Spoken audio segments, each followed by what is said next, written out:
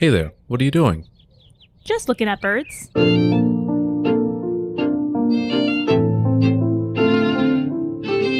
Welcome. I'm your host, Chris. Join me as I interview avid birders to learn more about birds, birding, and those who love both.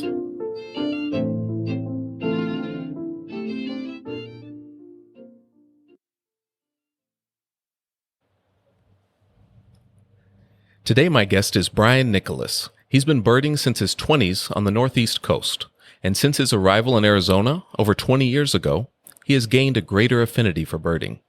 He participates in the Tucson Bird Count and monitors 4 important bird areas. Brian also leads field trips for the Tucson Audubon Society and bird walks at the Historic Canoa Ranch. It's good to have you on today, Brian. Thank you. It's great to be here. I noticed recently that you lead a lot of bird walks at Canoa Ranch. This is a place I hadn't heard of before meeting you. When you first get there, what will you notice? When you first get to Canoa Ranch, the first thing you'll notice, I think, will be the restored lake. Canoa Ranch used to have a lake there until it dried up around the end of the 70s or early 80s. The lake here has been restored to about half the size of the original lake. And that was restored in November of 2017. And it's just amazing because not just the lake, but the habitat around the lake has been restored. So it's really been a great experience to see the birds start to use this area again. When the lake was first restored, Canoa Ranch had about 168 species on its overall list. Okay.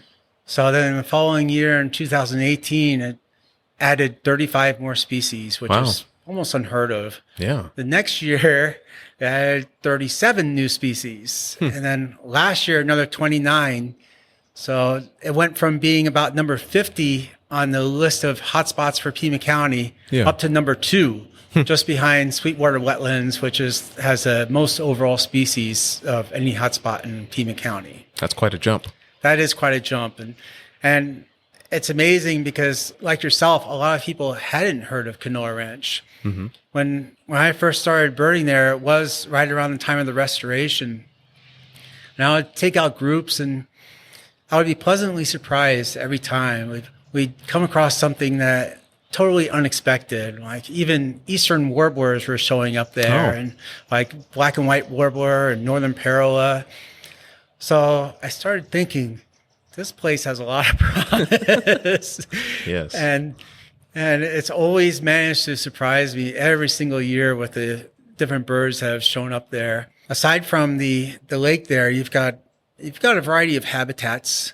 So you've got the lake with all the habitat around it there. You've got the native trees and plants. And then behind there, you've got a cienega, which is an area that gets intermittent flow of water. Okay. So that can be good for sandpipers in the summer, in the fall. And it really brings in other birds. Like there's been painted buntings there, and dick thistles, which are migratory birds that can be hard to find in migration. But when they come across a place like Canoa Ranch, it serves as a magnet, not just because of the habitats, but because it is along a major flyway, which is the Santa Cruz River. Okay. You can see the Santa Cruz River in the distance when you're at Canoa Ranch. And that's what brings all birds in. So some birds will just be flying through. Like just today, there was a Forster's tern that stopped into Canoa Ranch. And that might stay for 5 minutes or might stay for the whole day. Well, these gulls and terns are known as one-day wonders because they don't stay long. But it's nice to have them stop in there and people get to see the bird migration. So now Canoa Ranch has 272 species, which is really an amazing jump for any hotspot. And it really just shows that when you restore the habitat, especially when you're on a migration route, you can really see some interesting things happen. It attracts so many different birds. It attracts an amazing number of birds. You know, you get Lucy's warblers that are nesting there too, and Bell's vireos. Even in the common area, you get some fruiting plants like canyon hackberry, and you get mockingbirds going in there to take advantage of the fruit, hooded orioles. So yeah, it's really got a good good base. And with the surrounding habitat, not just cienega, but you've got a pollinator garden that's about 7 acres. That's off the parking lot there. Mm-hmm. So that's good for hummingbirds, and it also has seeds for sparrows there. Okay. And then there's an area that they're developing for grassland and mesquite that shows a lot of promise as well. And so that could be good for wintering species. And you can get some raptors hunting in there too. Yeah. Canoa has had its fair share of raptors as well. You sometimes get golden eagles passing over. You get northern harriers hunting there in the wintertime. So it's the combination of these habitats that really, aside from the birds that use these habitats, it also just brings in other birds just because of the variety. The best place to bird is between 2 or 3 habitats. Yes. That's where the birds tend to focus. And so you have that kind of effect at Canoa Ranch where you have a lot of different habitats in one area. All collected in one place. All collected in one place. So it sounds like a place I would like to bird. Any tips for a first-time visitor to Canoa Ranch? So if you're a first-time visitor at Canoa Ranch, there's actually a bird board. Okay. That's right as you walk in there, and it shows what species have been seen for that month. It also, at the top, it has an update of the species that have been seen for the year and for overall species at that point. Okay. So you can go through and you can actually look at the board and see what has been seen there recently. Yeah. You know, a lot of people walk around the lake and the cienega area, but you can also walk through the complex when it's open and stroll along the Santa Cruz River if you want. This place is 4,800 acres that Pima County has purchased. Yeah. So it's really extensive. And I think it's really nice that they made the effort not just to gather up this place so it's not developed, but then also to take that next step to restore it with native plants. The other tip I would have for any visitors is to check on eBird. eBird is a nice app that's gained a lot of popularity recently. It's not only a good place to log your bird sightings, but it's a good place to search for what birds have been seen either in your state, your county, or in this case, a hotspot. Yeah. A hotspot is a popular birding area that in eBird, and you can actually search to see what the last birds have been seen there have been. So you can just go down the list and see the date that they've been seen, the type of bird. Sometimes it shows if there's a picture, and you can really get to know what's been seen there recently. And that might help you on your visit so that you know what to look for when you get there. Yeah, that is good advice. That's something I do with eBird when I go to an unfamiliar place, is look around and see, are there any hot spots? Then I look for the red ones. They're more likely to have a greater number of species there. That's right.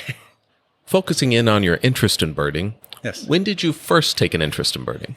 My first interest was just generally in nature and being out in nature. I was always out visiting the ponds and everything when I was younger, and I think my parents thought I would always grow out of that.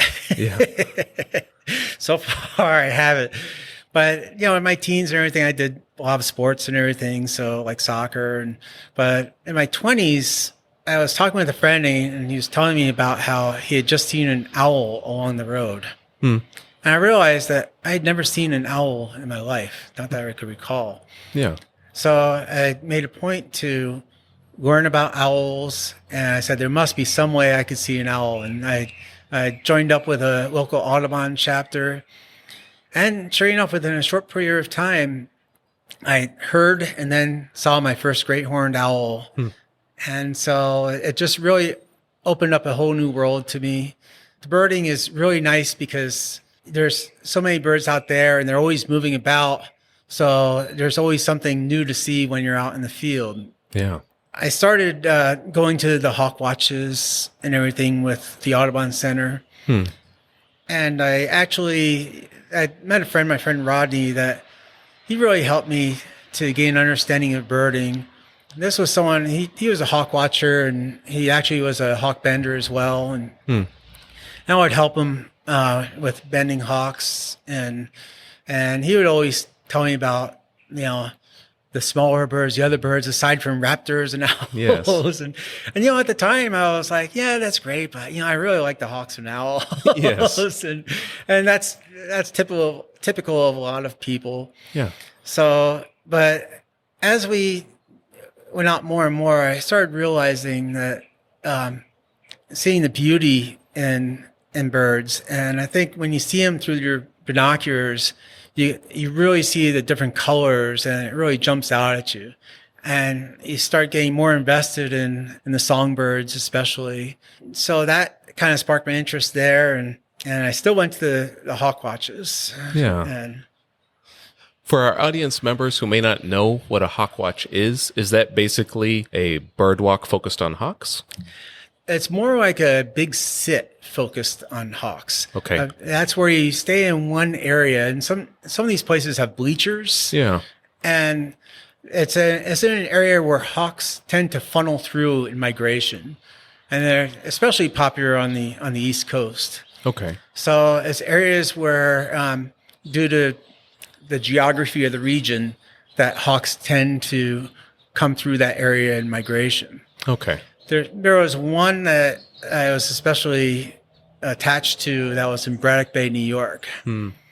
And that was really interesting. It had bleachers where you could sit up there. And I just remember one experience in particular where it was just me and the hawk watcher there because it was just a miserable day. There was a big storm coming through and no one wanted to be out for there. it. Yeah. So as we're watching, I look and I just see the storm clouds coming, and they're dark and they're gray and they're coming fast over the water. Yeah. So I turned to Brad and I said, maybe we should leave because the storm's looking pretty bad. And he told me, he said, you know what, I'm going to stick around because sometimes you get something just riding in front of the storm, just using that as a push to get to keep going south to where they're going. Yes. So I told him, I'm game, sit and watch. And so it's getting closer and closer. And just as it's about to reach us, we look and there's this adult bald eagle. Wow. That's just riding the storm like a wave, and we just watch as it just cruised right over us. Its wings like planks. And then right after it passed us, it was like a wave crashing down on us. We got the torrential rains and we ran for the car. But it was just such a great experience. I bet. So it's worth hanging out those extra few minutes. It was worth hanging out those extra minutes for an experience like that. Yeah. You mentioned the great horned owl being a bird of interest. Before that, do you have an earlier memory of a bird? What's your earliest memory of a bird? Before the great horned owls, it was more just like the chickadees and everything that came to our feeders. Yeah. The great horned owl, I would say, was the bird that got me into birding. I'd always been interested in animals. In fact, when I was younger, we would go to my aunt and uncle's farm in New York, and that place was 188 acres of fun and no phones. And we would just go out there and catch snakes, turn over rocks for lizards, go around the pond and or walk along the stream. And actually, I think that's where my love of nature was actually fostered. That's where I really started feeling the calling. And it was really, we catch like 30 snakes in a day there, and it was just that good, and find fossils everywhere around the place. So that was where it started. Yeah. And then with birds, I'm a nature enthusiast, so I love all animals. Yeah. But what's nice about birds is that a lot of them are moving about all the time. So you could go to an area and see different birds every time you go there. And you don't find that as much with other animals. Yeah. So I think that's what keeps a lot of birders interested in birding, because you never know what to expect there. And what you might see. Anything is possible. Yes. When considering your other memories of birds, like these ones at the farm or the bald eagle in front of the storm, what is another particularly memorable encounter with a bird that you've had? birders usually have the most interesting encounters with birds that they actually find. There, a lot of times birders will go see a bird that someone else found first, but when you're at a location and a bird comes and you're the one that actually discovers it or finds it, that always holds a higher place in your memory. Yeah. And this experience actually happened a couple years ago, and it was like stormy day like this. There was tropical depression coming through during migration season, and a lot of birders were checking the ponds and lakes. I had started the day at the Ajo Sewage Ponds, which is a place in western Pima County that attracts migrants just because it's closer to the ocean out there. So you get some gulls and terns that might come through when you have a system like that come in. Then I had been there for a little bit and we hadn't seen too much. So I figured it was being covered by other birders. So I started heading back here and being the birder I am, I had to make a right-hand turn and go to Canoa Ranch to see if anything was over there. Because Canoa is a place with tremendous potential, especially during storms. Yeah. So I get to Canoa Ranch and I'm sitting and doing kind of like a big sit, watching for anything that might blow through. And I see a group of ravens out in the distance, but they're just acting different. They seem to be sort of mobbing something or just flying around something. Something had their interest. Yeah. So as I'm following the group of ravens there, and then all of a sudden out of the group comes a wood stork going south. And I got on and I just couldn't believe it. So I got my camera out, and before it disappeared, I managed a couple ideable pics. Yeah.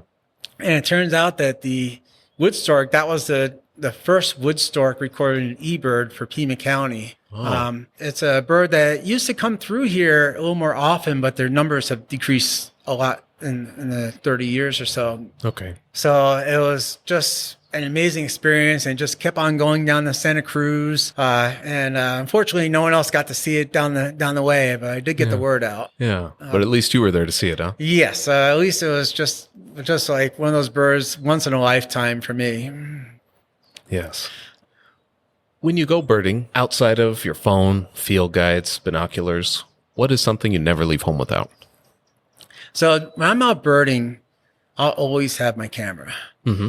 Because almost without fail, whenever I don't have my camera, something shows up that I document or get pictures of. And I would say, especially for people just going out in the field for the first birding for the first time, it's really good to have a camera, because when you're looking at a bird, sometimes you can't remember all the field marks you see, or you might not see all the field marks that are necessary to identify the bird. Yes. But when you get a picture of the bird, you can actually go home and study those field marks and come to an ID, or you can even share the picture to some websites, or there's some Facebook groups that identify birds, one called What's This Bird? And there have been some amazing discoveries that have shown up on What's This Bird first, where someone submits a picture and it turns out to be something really rare.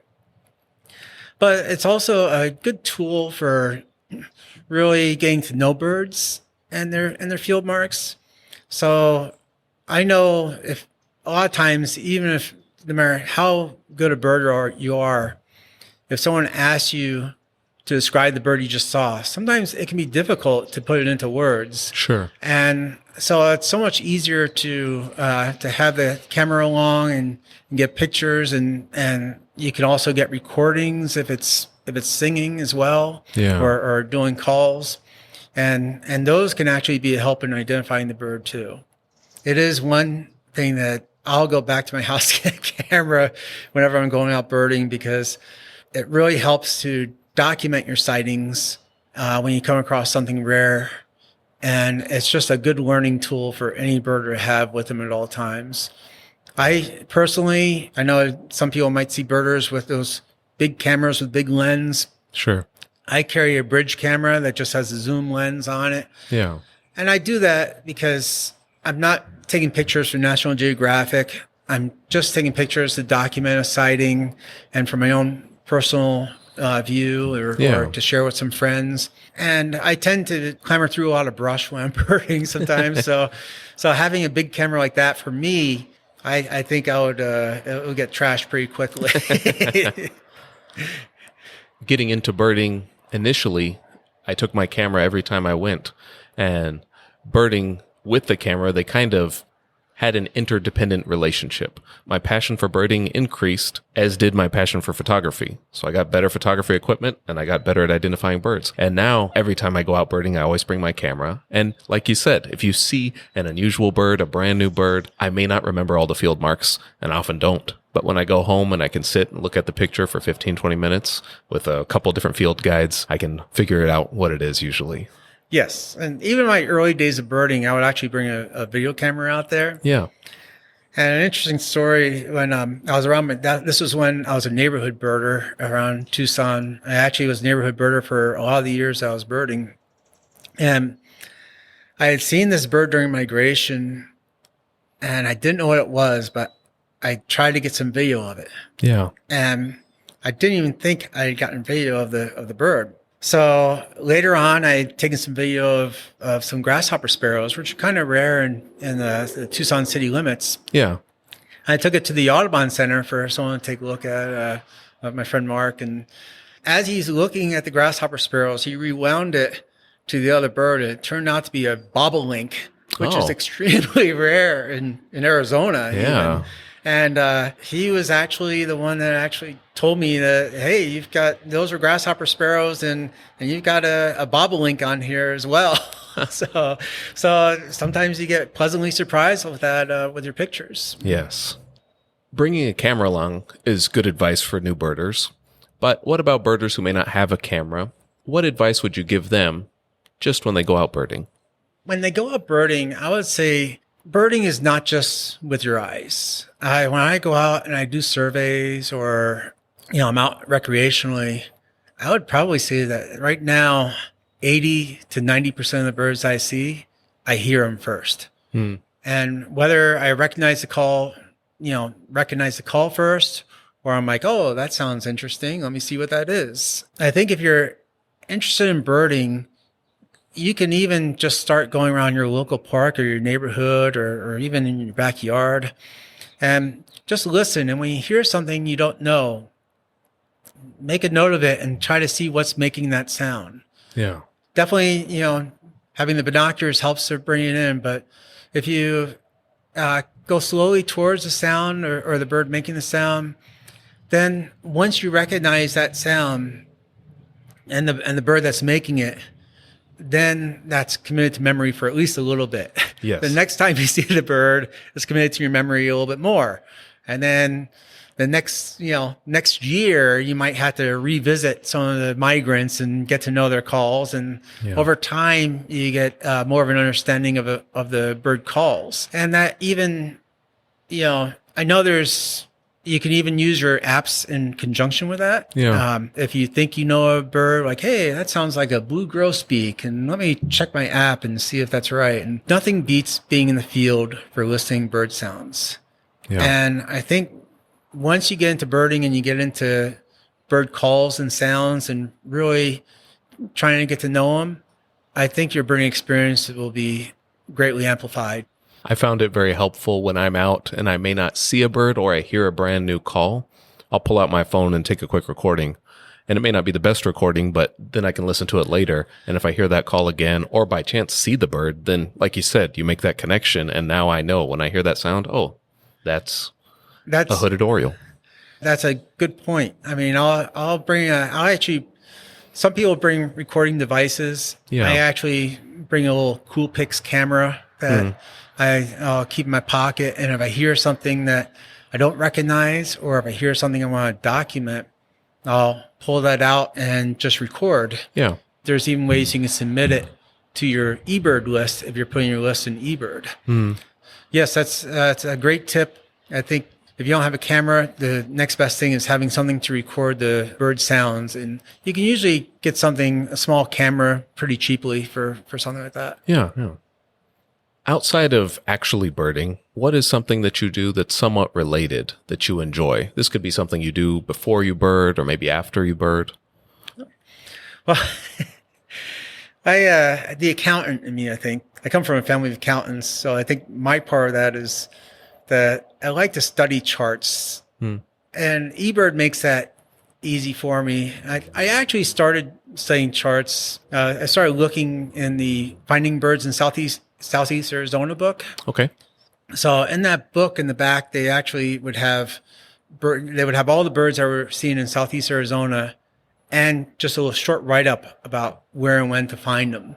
Yeah. And so I started with that, and that really showed me that anything is possible when you get out there. You could, when you're out birding, you could be out there 20 times, and the 21st time, something rare will just come through and just really surprise you. In my free time, I like to study the bar charts on eBird. Mm-hmm. So it's really pretty easy once you're on eBird. For me, since I like to bird around Pima County, I'll go to Pima County and bring up the bar chart for Pima County. And this shows all the birds that we're seeing in Pima County. And then I'll go to the month, and maybe a month before, a month after. I'll just kind of look through the bar chart and see what birds should be arriving, what birds to look for that general time period. I mean, birds will always surprise you. So the bar chart may say July, and then one might show up in April or something. But sure. But for me, I could see this today, or during this time, like maybe a black tern will show up today because it's right about the time when they start showing up. Or shorebird migration is going to start up around this time of year, which it does right about now. Yeah, it really helps with my knowledge of the birds and to see how frequently they come around. And with eBird, you can also go to the different sightings. So you can actually go to the sightings and see where it was seen, then what was just described about it. You can actually, if you want to sort it by just sightings with pictures, you can click on that and it just shows the sightings with pictures. So it really is a way of anticipating what could show up in your area. And I should mention that if you're a new birder in Pima County, you are starting in a very diverse county. Pima County, as far as counties in the U.S., it's number 12. There's only 11 counties that have more birds recorded than Pima County and eBird. And all those counties are in California. Okay. So Cochise County is just a little bit behind us there right now, but they could catch up. But Pima County, I believe it's got 478 species that have been recorded in Pima County. So anyone who's just getting into birding, you have got a lot of diversity here to explore. Yeah.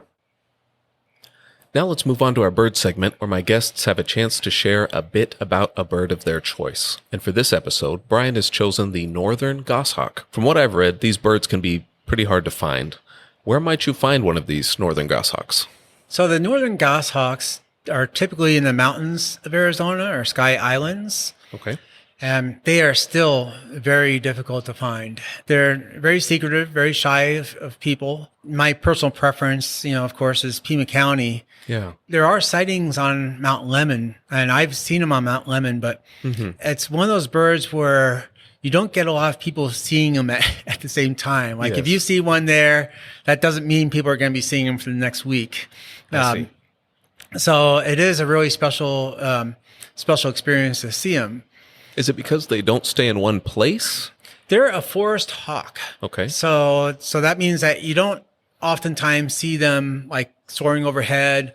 They don't have a great migration pattern. So like some of the other hawks you might see in groups of migration, not so much for the goshawk.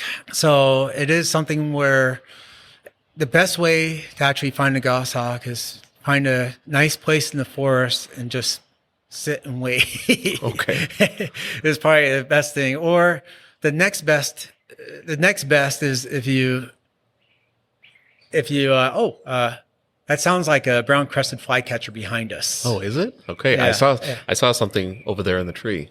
This is not to interrupt the Yeah, go ahead. goshawk, but the brown-crested flycatcher is a great bird to learn the calls to. You can hear that where he was doing that and they also have a whit call, like whit. And there's a similar bird, the asteroid flycatcher, which in the field, the brown-crested flycatcher is more lemony yellow on the belly, and the asteroid is paler. Okay. And there's a little bit of difference in the tail too, and the bill on the brown-crested is thicker. But all these things can be hard to judge in the field. Sure. Especially with molt and, as the season goes on. Yes. Between the asteroid flycatcher and the brown-crested flycatcher, knowing their calls is best way to identify those, even for myself. If I hear a whit, then I know that's brown-crested flycatcher. If it's more like a pop, then that sounds like asteroid flycatcher. Okay. And the asteroid flycatcher also has more of a hachoo kind of call. I joke with the people at Canoa Ranch when I lead tours that I'm going to put out a CD with all my imitations of the bird sounds, and they could send it to their distant relatives and just have a laugh with it. Yeah. But that is a perfect example of knowing the sounds of birds leading to where you can really identify them based on their calls. Yeah. Okay, coming back to the goshawk, where do they usually nest? So they do nest in our Sky Island forests. They're known to be protective of their nest, probably more so than any other bird. And I know you mentioned having an experience with that. I did have an experience, and that's probably one of the reasons why I just love seeing these birds whenever I can, which is a rare occurrence. But it was back when I was living in Connecticut.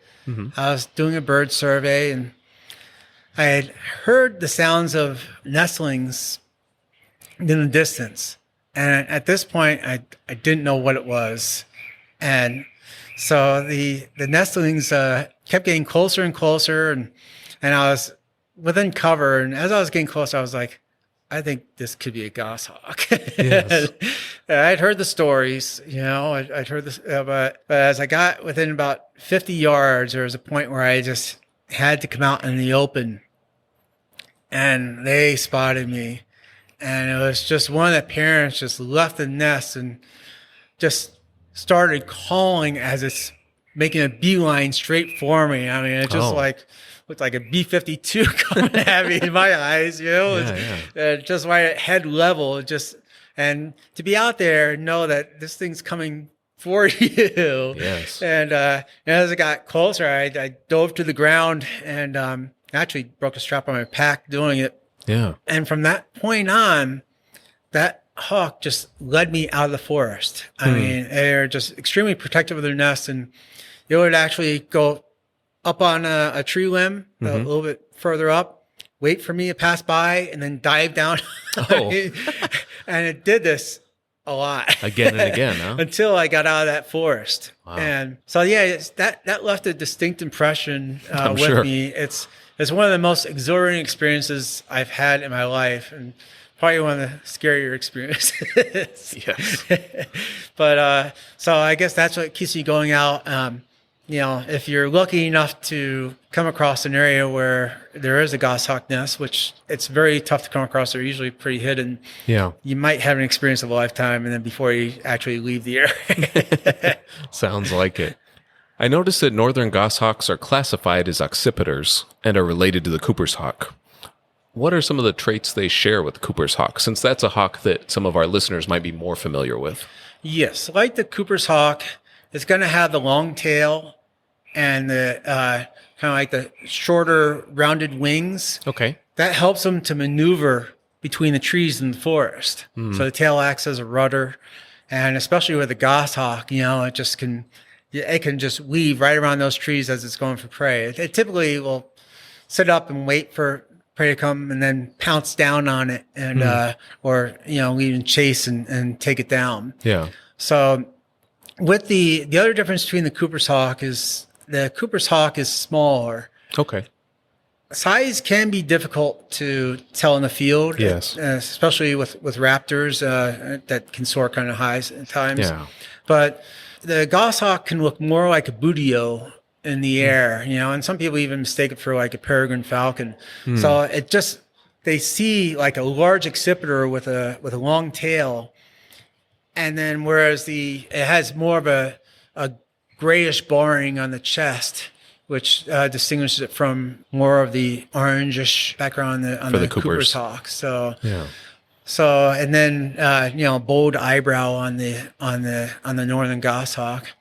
There's a little bit of a difference in the tail. The goshawk has a little bit of a zigzag pattern on the narrow bands, especially on the immatures. The immatures can be pretty difficult to tell from Cooper's hawks. And that is an area where I'd say photographs are your best friend, because a lot of times you can't judge the size, and immature hawks can look a little bigger as well. Yes. As far as on the goshawk, they also, on the adults, they can have pretty white undertail coverts too. Okay. And when you talk about prey, what kind of prey are they looking for? So the goshawks will go after like chipmunks, squirrels, birds, even like robins. That is something where, they'll go from the perch and chase them down and take them. There's something I read a long time ago where actually goshawk went after a chicken and didn't stop after the chicken went under the legs of the owner of the place. Yeah, they can be pretty fierce as far as when they go after prey to really follow it intently until they catch it. Sounds like they're determined, huh? They're determined, yes. So it sounds like your odds of finding a northern goshawk are pretty high if you're in a forest, mountain, or if you happen upon a nest. Yes. And now with that, I should say that occasionally goshawks are seen in the valley. They've even been seen in the Tucson area. I have a friend of mine that actually had a goshawk that was perched on a telephone pole within view of his house. He actually had it as a yard bird. Wow. And this was only a few miles from my house, so I was very envious. I would have rushed out to see that. Yeah. I know this year I remember seeing something in eBird where one was found on the Santa Cruz River, and an immature was photographed there. And I believe that was another example where someone took the photograph and got confirmation of the ID from the photograph. Yeah. So it is something where if you're lucky, you might see one in the valley, especially during the fall migration. But generally, the mountains are the best place to see one. Okay. Yeah, and I guess checking eBird is always a good idea before heading out. That is a good idea. Transitioning from birding to plants and habitats. The last few episodes we've talked about the value of planting native plants. Do you have any native plants where you live? We do. We have Mexican honeysuckle is one of our pollinators that we have that is extensive in our side yard. Okay. And our hummingbirds love it, especially the broad-billed hummingbird. Yeah. And we have ocotillo in our front yard, which all the birds love the flowers on the ocotillo. And as far as when we plant in our yard, I try to find plants that have at least one purpose. So whether it be providing berries or seeds, or maybe it's a thick bush that can provide nesting area for a cardinal or Abert's towhee. Yeah. In fact, we have Mexican elderberry in our yard, which actually is used by Abert's towhees for nesting. And so having a little variety helps in the yard. And with the native plants, I actually have my own little source for native plants, which is Desert Survivors Nursery. Okay. What's nice about that is that some of the plants, probably a bunch of plants in my yard, I don't remember what the names are still, but I know I got them at Desert Survivors Nursery, so I know they're native, they're native plants or native grasses. What's nice is that they actually have tags around their plants that show that whether the plants are good for birds or butterflies. They'll show when they bloom, how much water use, whether it's high water use or low. Yes. In some cases, you'll see notes on there, like maybe like found in the Rincon Mountains or, actually where it's seen. Very specific. Yeah. And they actually I've noticed that they have a plant database on their website as well. Okay. So that's something you might want to study even before you go there. But so it is something where, aside from the plants that you get, I think bunching the plants so that you don't have like one plant and then you have a whole bunch of space in another plant. Okay. You want to kind of create a habitat, a little ecosystem. So having plants fairly close together, I think, really helps with that and gives a lot of cover for the birds. Okay. So we have water baths for the birds, and we have one that we have that's on a stand. Mm-hmm. And then we have a broken dish on the ground to feed the birds on the ground in cover. Yeah. So some of the small warblers might go there to drink, or the Abert's towley. Yeah. Or even our lizards. I mean, it's not just birds. We everyone's welcome in our yard. Yes. And in fact, I know my wife she knows more about the birds and lizards in her yard than I do, I think. I mean, she'll tell me exactly their favorite spots for where the lizards, like there's 3 lizards that like our compost, our compost area where they can get some bugs there. Along with that, in our yard, we've also used water retention in the form of putting up rock walls, a series of rock walls in our yard. And that helps so that when it rains, it stays in our yard, so we can use the full capacity of the water. Yeah. I know when we first moved in, I think it was the first year, we had a big storm and our whole yard flooded.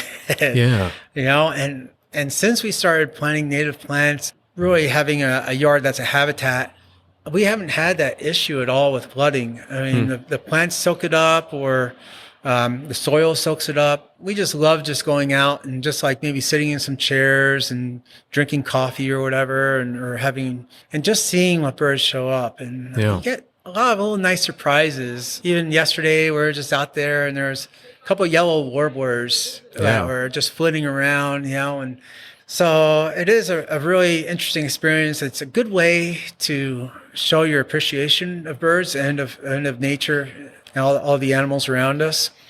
If you think about it, our house takes up a space that they would normally use. So when you create a wildlife habitat, you're actually helping to offset that. And you create a little ecosystem where you have insects that are fed on by the birds and the lizards, and other birds might feed on the birds in your yard.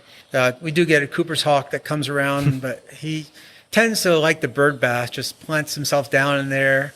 With the birds, we'll occasionally put some ground seed out or something, but it's around cover so that they can feel safe in the yard when they're feeding. Yeah.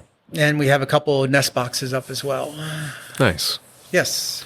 When you talk about creating a habitat, and you talked about putting plants next to each other, when you do that, are you thinking, will you put multiple berry plants near each other, or will you say, let me put a berry plant, a seed plant, and then a bush? For me, it's been more random, like it is something where you might have, it's more like structure. You might have more like small tree and then some plants around it, or you might plant a group of mid-sized bushes in the same area, and just so that they can just grow into each other a little bit. And then you just you see what happens. There's not everything you plant is going to make it. And you find out the hard way that some of the things you put in there that you think are going to be fine just won't work out in your yard. We live in the Northeast. Like desert ironwood, I probably wouldn't plant in our yard because it's found more to the west here. But mesquite, mesquite's probably the one tree that every yard could have, and it brings in so much. You've got the grooves in the bark, which have the insects. So the warblers go along the branches to get the insects and the caterpillars. And then you have the seeds for the squirrels that actually like those. Sure. But and it also creates a good place for nesting for the birds. And the catkins, the birds also liked during migration. When you think of a mesquite, I imagine a very large tree, the few mesquites I've seen. How easy is it to introduce one of those to your backyard? It's mesquite. It's actually not that hard. They tend to not take as much water as other plants, Okay. at least either that or the roots are going deeper and getting the water source there. We don't water them or anything, and they just keep growing. They do well. Yeah. So once they're established within the first couple of years, Yeah. then they get along pretty well. And when you first start off, you might want to dig a pretty deep hole, which can be hard in their caliche. Maybe put some good soil in there with it. And for the first year or two, I think you'll be watering it more. But once it gets established, you won't need to. It's more self-sufficient. More self-sufficient, yes. Nice. And then, it is something where in some of the more mature mesquites, usually it's only when the mesquites are really mature that they get the mistletoe. Okay. And the mistletoe is actually good as well. It's got more of a symbiotic relationship. It's got leaves, so it makes chlorophyll on its own, but it's got the berries for the bird, so that adds another dimension. Here you have your mesquite, but it's also a berry producer. So, and the phenopepla love that. Yeah. Cardinals. So, that is something where it's a benefit to the birds as well. That is a brown-crested flycatcher again. It's getting closer, huh? It is. The brown-crested flycatchers. I find that it seems like they're the one you're most likely to get in your yard. It sounds like you've put in quite a lot of effort into this backyard habitat, being very purposeful with the plants you've chosen, their placement, even the rock walls to retain water. Is there anything else you've done to kind of contribute to make this a habitat that wildlife will enjoy? Yes, it's interesting with the backyard habitat. Some cases you just want to leave some of the leaf litter on the ground. So, and in one case, there's one of our neighbors. They have a tree that's going into our yard a little bit. It's great. We love to use our neighbor's habitat as part of our own. And their leaves will come down, and it creates a nice little carpet for birds to search for insects under, kick them up. I'll even, in the wintertime, when the cottonwoods lose their leaves, I'll go to our common area and I'll collect bagfuls of the leaves from our cottonwoods. Yeah. And I'll spread that over our backyard. And it looks terrific, actually. And it creates place for insects to hang out away from the house. And a great place for birds to forage. Just little things like that can make the birds feel more at home in your habitat and make it look more like what they're used to in the desert. Yeah. Because when you look in the desert, we have wet desert, and you don't really see a lot of bare spaces as you're going up there, especially in the foothills. And that is actually a good way of creating your yard, is to focus on having, a lot of low vegetation leading up to maybe some bushes and then some trees on the outside. It creates a nice space for you. And you can incorporate your neighbor's trees into that. For example, our neighbor has a saguaro, a mature saguaro that's used by Gila woodpeckers, which use our yard. Yeah. I believe actually brown-crested flycatchers may be trying to use it to nest as well. Oh. So it is something where every house is going to be different, but take into account your surroundings. So let's say your area is mostly fields. For an extreme example, maybe you just want more of a grassland habitat around your yard to blend in, or maybe you want some sort of a lush habitat to serve as a magnet for migrating birds with berries and seeds. And so, just make up a plan and just look at plants and see how they can help you and help the birds and wildlife around you. So taking into account what do your neighbors have, or what do the areas around you have? Exactly. Taking into account what type of area you're in, what's around you, and using that and what birds you want to attract. Yeah. And then maybe your yard can offer something that isn't available nearby. That's right. A little mixture of both is good. Yeah. So maybe you have a berry tree that attracts orioles, or We have a wolfberry that attracts broad-billed hummingbirds. They like the flowers on there, and then the mockingbirds go after the berries on there. So you're adding to the environment. Yeah. Well, I'd like to thank Brian for joining us today, and I'd like to thank you for listening to this episode. If you enjoyed the podcast, please subscribe on Apple Podcasts, Google Podcasts, or wherever you are listening to this episode from. While you're there, I would appreciate it if you left a rating or review to help more people discover the podcast. Until next time, keep looking at birds.